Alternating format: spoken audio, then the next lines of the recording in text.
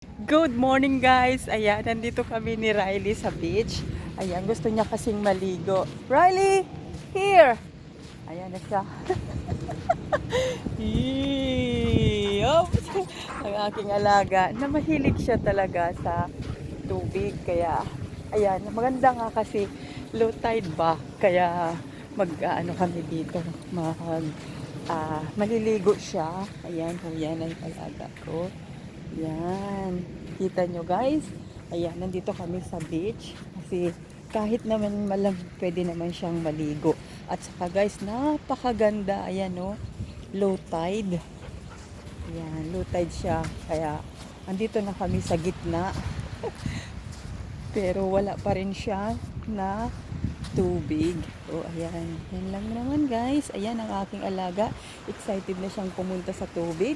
Ayan, nakikita nyo guys.